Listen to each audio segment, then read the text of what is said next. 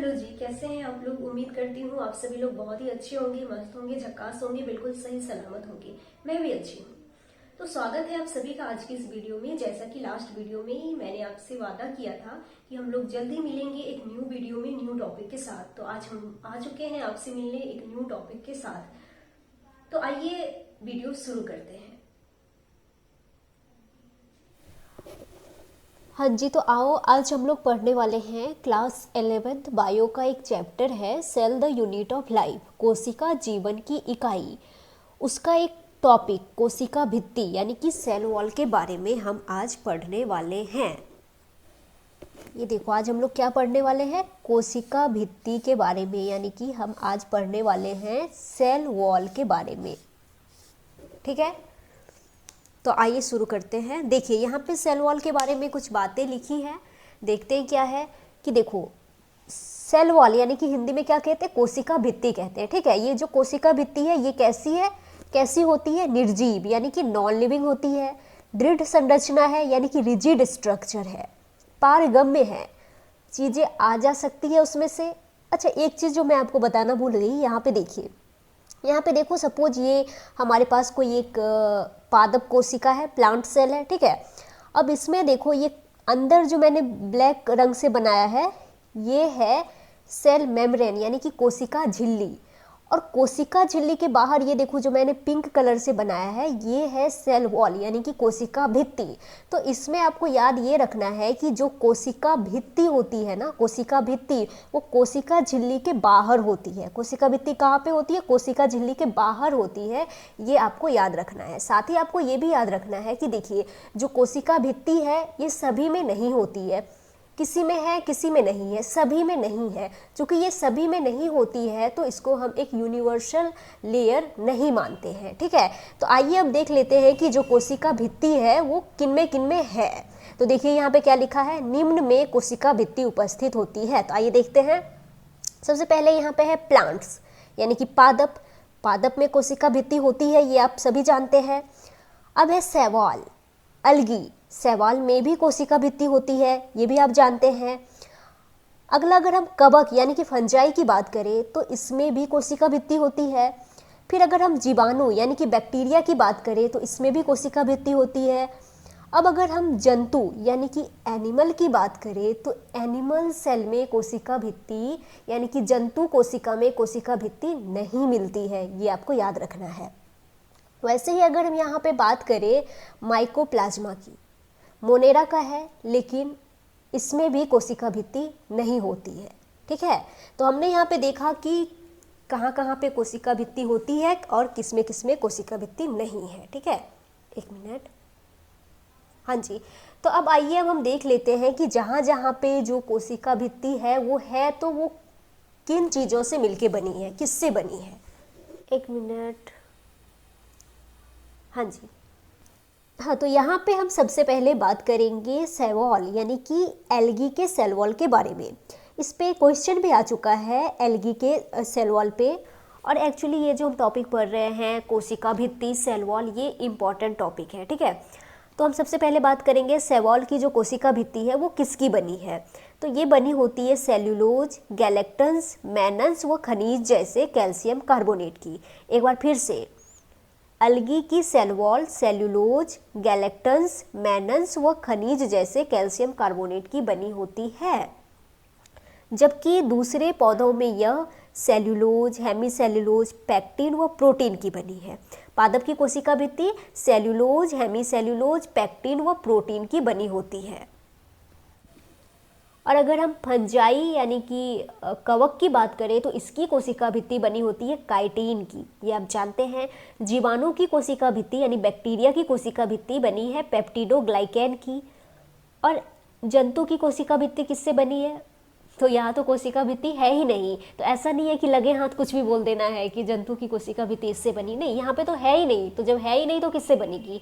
ठीक है, तो यहाँ पे आपको ध्यान रखना है, यहाँ पे कोशिका भित्ति नहीं है। तो जहाँ जहाँ पे कोशिका भित्ति है हमने देखा ये किन किन चीज़ों से मिलके बनी है। अब यहाँ पे देखो प्लांट्स में जो कोशिका भित्ति है यानी पादप में, वो बनी है सेल्यूलोज, हेमीसेल्यूलोज, पेक्टिन व प्रोटीन की। इसमें से ये जो सेल्यूलोज, हेमीसेल्यूलोज, पेक्टिन है, ये सभी होते हैं कार्बोहाइड्रेट्स। ये क्या है? कार्बोहाइड्रेट्स हैं, ठीक है। अब अगर यहाँ पे आप देखिए एल्गी की सेल वॉल में, तो यहाँ पे सेल्यूलोज कार्बोहाइड्रेट है, ये आप जानते हैं। अब ये जो गैलेक्टेंस, मैनेंस है, ये भी कार्बोहाइड्रेट ही हैं, ठीक है। देखिए गैलेक्टेन मतलब गैलेक्टोज का पॉलीमर। गैलेक्टन क्या है? गैलेक्टोज का पॉलीमर, बहुलक। मैनन क्या है? मैनोज का पॉलीमर। क्या है मैनन? मैनोज का पॉलीमर यानी कि बहुलक। अब ये मैनोज और गैलेक्टोज क्या है? तो मोनोसैकेराइड, हेक्सो सुगर होते हैं ना। तो गैलेक्टोज का पॉलीमर यानी कि बहुलक हो गया गैलेक्टन, और मैनोज का बहुलक होगा मैनन, ठीक है। ये आपको याद रखना है। तो ये भी कार्बोहाइड्रेट ही है। अब अगर यहाँ पे काइटिन, पेप्टिडोग्लाइकेन, जो काइटिन या पेप्टिडोग्लाइकेन है, ये भी कार्बोहाइड्रेट या इसके डेरिवेटिव्स ही हैं, ठीक है। तो यहाँ पे हमने देखा कि कहाँ कहाँ पे किन में कोशिका भित्ति मिलती है और किन में नहीं मिलती है, और जिनमें मिलती है उनमें इनका जो है वो किन चीज़ों से बनी है, ये हमने देखा। और ये इम्पॉर्टेंट है, ये आपको याद भी करना है, ठीक है। तो अब ये पेज हमारा होता है कंप्लीट। अब मैं पेज बदलती हूँ। ये पेज है हमारा, हाँ जी। तो देखो यहाँ पे मैंने पेज बदल दिया है। ये हमारा दूसरा सेकंड पेज है। अभी देखो अब हम क्या पढ़ने वाले हैं। हमारा टॉपिक क्या है? कोशिका भित्ति के प्रकार यानी टाइप्स ऑफ सेल वॉल, ये हम पढ़ने वाले हैं, ठीक है। तो सबसे पहले यहाँ पे एक चीज़ आप समझो कि सपोज ये हमारे पास ये एक पादप कोशिका यानी प्लांट सेल है, ये दूसरी पादप कोशिका है। अब दो कोशिका के बीच में आपको यहाँ पे ये जो नारंगी रंग से मैंने एक परत बनाई है, यहाँ पे ये ऑरेंज कलर की ये जो एक परत बनाई है जो कि दो कोशिका के बीच में है, ये कहलाती है मिडिल लैमिला। इसको हिंदी में कहते हैं मध्य पटलिका। अब देखो ये जो मध्य पटलिका है ये क्या है? तो दो कोशिकाओं के मध्य समान परत, common layer between two cells. देखो दो सेल के बीच में एक समान परत है ना, ये मिडिल लैमिला, ठीक है। अब इसको हम पादप सीमेंट यानी प्लांट सीमेंट भी कहते हैं, ठीक है। अब ये जो मिडिल लैमिला है, दो कोशिका के बीच में ये जो परत दिख रही है जिसको हमने मध्य पटलिका मिडिल लैमिला कहा है, ये करती क्या है? तो ये दो कोशिका को पकड़ के रखती है, या कह सकते हैं दो कोशिका को चिपका के रखती है, ठीक है। अब है कि ये बनी किसकी है भाई, ये इंपॉर्टेंट है। तो ये बनी है कैल्शियम एंड मैग्नीशियम पैक्टेट की। ये किससे बनी है? कैल्शियम और मैग्नीशियम पैक्टेट की बनी है, ठीक है। और ज़्यादा क्या होता है? तो ज़्यादा होता है कैल्शियम पैक्टेट, ये आपको याद रखना है। तो जो मध्य पटलिका है ये किसकी बनी है? तो कैल्शियम और मैग्नीशियम पैक्टेट की बनी है। और ज़्यादा क्या होता है?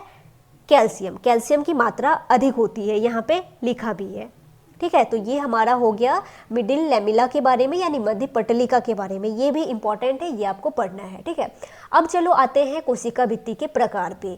तो सबसे पहले आप देखो कि सबसे बाहर आपको ये जो ब्राउन कलर से मैंने ये बनाई है कोशिका भित्ति की परत, ये वाली, ये देखो यहाँ पे ये वाली जो सबसे बाहर है, ये कहलाती है प्राइमरी सेल वॉल यानी कि प्राथमिक कोशिका भित्ति। प्राथमिक क्यों बोला? क्योंकि कोशिका भित्ति की जो पहली परत है वो यही है, सबसे पहले यही बनी है। कोशिका भित्ति की जो सबसे पहले जो परत बनी है वो यही है, इसीलिए इसको हमने क्या कहा? प्राथमिक कोशिका भित्ति कहा। ये सबसे बाहर की तरफ है, देख रहे हैं आप, ये वाली, ये वाली ब्राउन कलर में मैंने बनाया, ये सबसे बाहर की तरफ है। तो ये कौन सी है? प्राथमिक कोशिका भित्ति। अब देखो अब है कि द्वितीयक कोशिका भित्ति यानी सेकेंडरी सेल वॉल। ये जो द्वितीयक कोशिका भित्ति है ये किधर बनेगी? तो ये बनेगी प्राथमिक कोशिका भित्ति के भीतर की तरफ, कोशिका झिल्ली की ओर। देखो जो द्वितीयक कोशिका भित्ति है यहाँ पे, ये देखो ये हो गया हमारा ये वाला, आप देखो यहाँ पे ये है हमारा प्राथमिक कोशिका भित्ति। तो जो द्वितीयक कोशिका भित्ति है वो इसके अंदर बनेगी कोशिका झिल्ली की ओर। यहाँ पे देखो ये जो मैंने हरे रंग से बनाया है ये है कोशिका झिल्ली। तो द्वितीयक कोशिका भित्ति जो है वो बनती है प्राथमिक कोशिका भित्ति के भीतर, कोशिका झिल्ली की ओर बनती है, ठीक है। अब देखो अब ये जो द्वितीयक कोशिका भित्ति है इसकी समानतः 3 परत होती है, ठीक है। इसकी समानता 3 परत होती है, इससे ज़्यादा भी परत हो सकती है, बट समानता इसकी जो है वो 3 परत होती है। ठीक है, अब यहाँ पे देखो कि ये ब्राउन कलर से मैंने प्राथमिक कोशिका भित्ति बनाई है। इसके अंदर जो ब्लू कलर में आपको ये वाली परत दिख रही है, ये है सेकेंडरी कोशिका भित्ति की पहली परत। ठीक है, तो यहाँ पे ये जो ब्लू रंग में मैंने बनाया है प्राइमरी कोशिका भित्ति के अंदर, ये है सेकेंडरी कोशिका भित्ति की पहली परत, और इसको क्या कहते हैं, S1 परत कहते हैं। ठीक है, यहाँ तक आपको समझ में आया। अब देखो, अब फिर अगली परत आ गई। यहाँ पे देखो, ये मैंने जो पिंक कलर से बनाई है, ये वाली, ये कहलाती है S2। ये क्या कहलाती है, S2। अब फिर एक और अगली परत आ गई, ये देखो मैंने लाल रंग से जो बनाया है ये वाली, इसको क्या कहोगे, इसको कहेंगे S3। तो ठीक है, तो मैंने कहा ना कि जो द्वितीयक कोशिका भित्ति है इसकी समानतः 3 परत होती है, S1, S2, S3, और इन तीनों को मिला के हम क्या कहेंगे, इन तीनों को मिला के हम कहेंगे सेकेंडरी सेल वॉल या द्वितीयक कोशिका भित्ति। यहाँ तक आपको समझ में आया। तो आइए अब इसके बारे में थोड़ा देख लेते हैं कि इसके बारे में क्या क्या लिखा है। आपके लिए मैंने नोट्स भी बनाया है, 1 मिनट।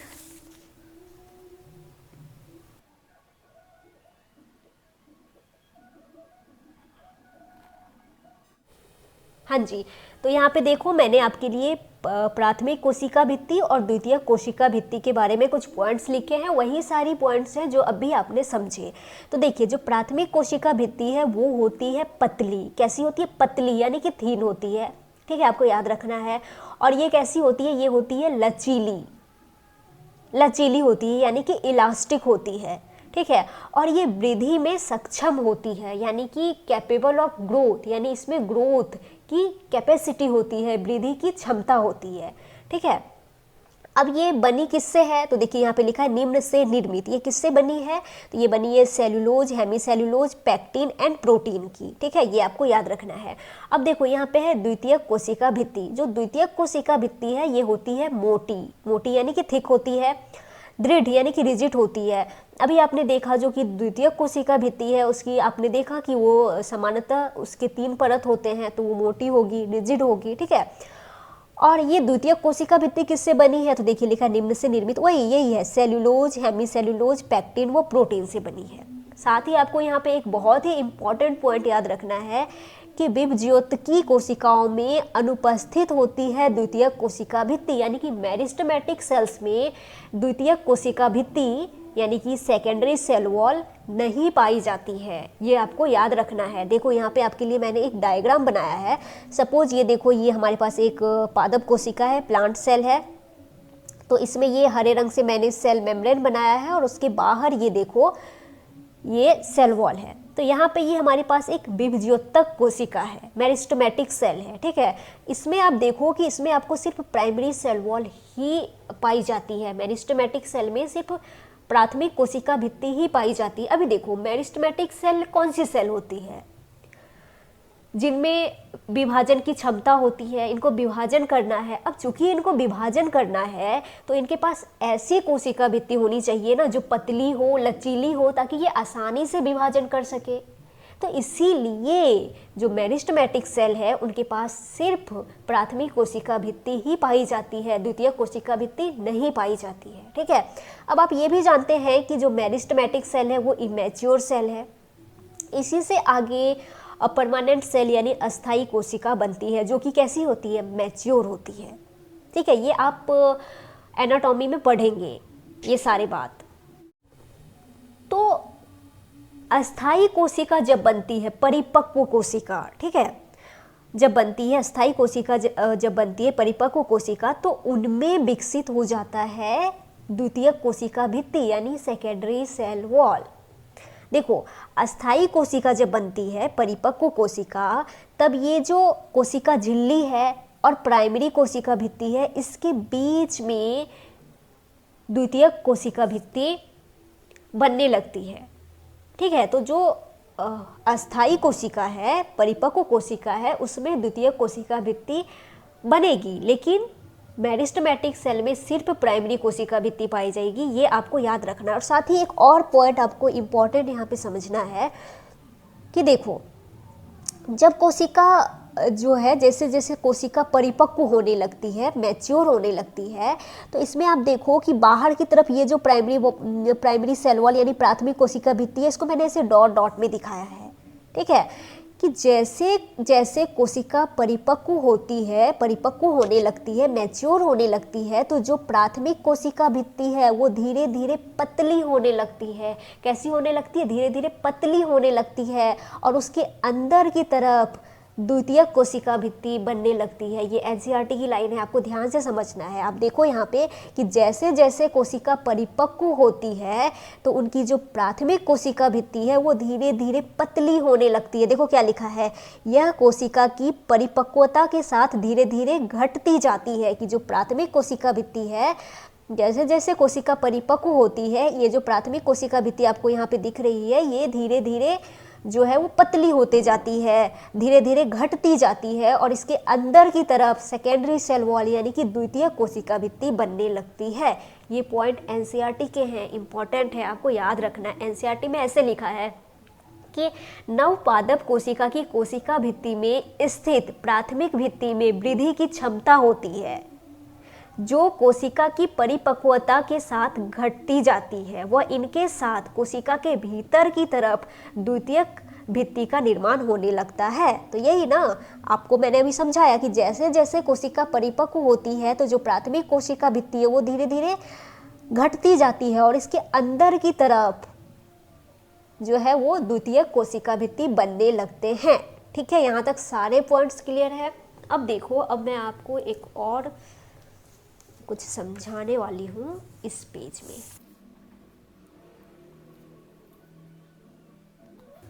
हाँ जी, तो यहाँ पे आप देखो कि कभी कभी बहुत ही रेयर है, हम अब बात करने वाले हैं टर्शियरी सेल वॉल यानी तृतीयक कोशिका भित्ति के बारे में। ये बहुत ही रेयर है।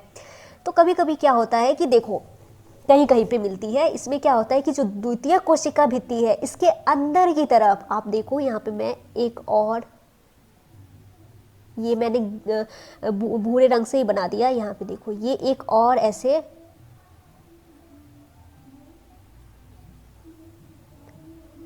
एक और जो है वो कोशिका भित्ति की परत बन गई। कहाँ पे बनी? द्वितीयक कोशिका भित्ति के अंदर की तरफ बनी। और इसको हमने यहाँ पे क्या नाम दिया? ये वाली देखो, ये वाली इसको यहाँ पे हमने नाम दिया है टर्शियरी सेल वॉल यानी कि तृतीयक कोशिका भित्ति। ये कहाँ बनी है? ये बनी है द्वितीयक कोशिका भित्ति के भी अंदर, के भी भीतर बनी है। ठीक है, तो इसको हमने क्या नाम दिया? टर्शियरी सेल वॉल दिया। और इसके बाद ये जो हरे रंग की है ये हो गई अपनी कोशिका झिल्ली। तो अगर अंदर से बाहर की तरफ पूछा जाए तो यहाँ पे क्या है? कोशिका झिल्ली। फिर अगर टर्शियरी सेल वॉल है तो वो आ जाएगा, फिर सेकेंडरी सेल वॉल, और सबसे बाहर की तरफ क्या होती है? प्राइमरी सेल वॉल यानी कि प्राथमिक कोशिका भित्ति। तो आइए अब हम थोड़ा सा टर्शियरी सेल वॉल यानी तृतीय कोशिका भित्ति के बारे में जान ले। देखो ये भी होती है थिन, ये भी पतली होती है और ये केवल जिम्नोस्पर्म की बाह्यनिकाओं में उपस्थित होती है। ये इम्पॉर्टेंट है, याद रखना है आप। ठीक है, तो आप एक बार और से देख लीजिए कि जो टर्शियरी सेल वॉल है वो केवल जिम्नोस्पर्म की बाह्यनिकाओं में उपस्थित होता है। ठीक है, ट्रैकिड्स में होता है। तो ये आपको समझ में आया। अब देखो, अब ये जो टर्शियरी सेल वॉल है ये मक्खी एक है, ये मुझे तब से परेशान कर रही है। ठीक है, तो जो आगे बढ़ते हैं, टर्शियरी सेल वॉल है ये किसकी बनी होती है? तो ये बनी है हेमीसेल्युलोज व जाइलन की बनी होती है। हेमीसेल्युलोज के बारे में आप जानते हैं। अब है कि जाइलन क्या है? तो जाइलोज एक पेंटोज शुगर है ना, मोनोसेकेराइड है, पेंटोज शुगर है जाइलोज, उसका बहुलक जाइलन कहलाएगा। ठीक है, तो टर्शियरी सेल वॉल किससे बनी है? हेमीसेल्युलोज व जाइलन से बनी है। ठीक है, ये बहुत ही रेयर है, कहाँ मिलता है वो भी हमने देखा। तो आज के इस लेक्चर में हमने जो है वो कोशिका भित्ति के प्रकार के बारे में पढ़ा, कोशिका भित्ति के बारे में जाना कि कहाँ कहाँ पे मिलती है। एक्चुअली ये जो कोशिका भित्ति वाला लेक्चर है यहीं पे ख़त्म नहीं होता, आगे फिर से एक और लेक्चर लगेगा, उसमें हम देखेंगे फॉर्मेशन ऑफ सेल वॉल, वहाँ पे हम पढ़ेंगे। और डिटेल में पढ़ेंगे। उसके बाद फिर कोशिका भित्ति के कार्य के बारे में भी डिटेल में समझेंगे। ठीक है, एनसीईआरटी लाइन बाय लाइन यहाँ पे कवर की गई है और आगे भी की जाएगी। तो आज के इस लेक्चर में इतना ही। मुझे उम्मीद है कि आपको जो है वो लेक्चर समझ में आई होगी, और अगर आपको लेक्चर अच्छा लगा, समझ में आया, तो आप हमारे साथ जुड़े, आप हमारे चैनल को सब्सक्राइब कीजिए, वीडियो को लाइक कीजिए, शेयर कीजिए, और अगर फिर भी समझ में नहीं आया तो क्वेश्चन कीजिए, हम आपको फिर से समझाने की कोशिश करेंगे। तो आज के इस लेक्चर में इतना ही। Thank you so much. जय हिंद।